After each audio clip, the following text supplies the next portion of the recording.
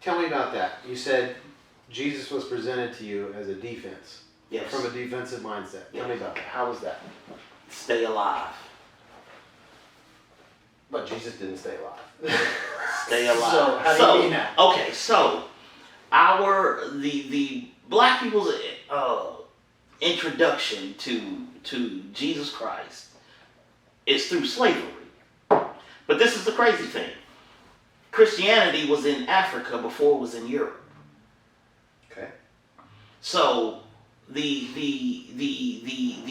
version they gave us was be subservient, honor your. They emphasize things like literally like honor your master. Right, okay. Things like that. They tore out anything that had to do with rebellion or uprising. So people in your lineage Yes. were definitely presented Jesus in that light, which I would argue is sacrilegious. However, how was it presented to you? That same way.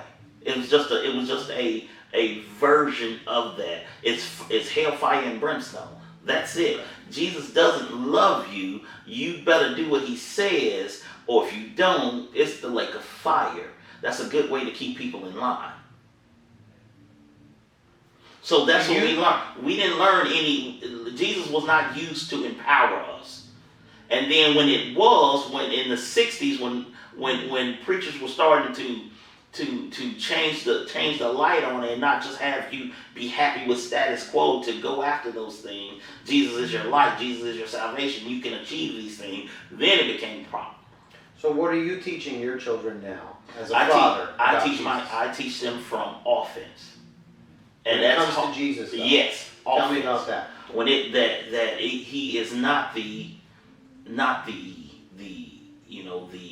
monster sitting on a cloud waiting for you to mess up. He loves you. He forgave you. He wants you to succeed. He wants you to do good. He doesn't want you to be happy with just how things are. He wants you to see life through his. He wants you to excel. He wants you to take every gift he ever gave you and send it out there so far so when your day comes, there's nothing to regret. There's nothing, because you didn't leave nothing in the cupboards. You gave it all. Right. You do it all. And that was the thing I had to learn. I didn't learn that till I was in my 30s, late 30s. Because it was not how it was presented to me. Yeah. It was not how it was presented to me at all. But you want to keep people, far as in religion, you want to keep them under your thumb. That's the whole reason we have the United States. Is because they wanted to get away from the oppression. Yeah. That's a totally different discussion about religion, and I tend to agree with you that there's a major difference, and I try to explain this to people in my own family, and they have a hard time getting it just because of the way they were brought up, right? So there's two ways that they do it. There's two ways. Well, there's religion, but religion is not the same as a relationship with Christ. Yes, but they give you Christianity they give you a religion. They give you this version of it. So I've had a chance to talk with missionaries that are in Africa, in Eastern Europe, in the Middle East.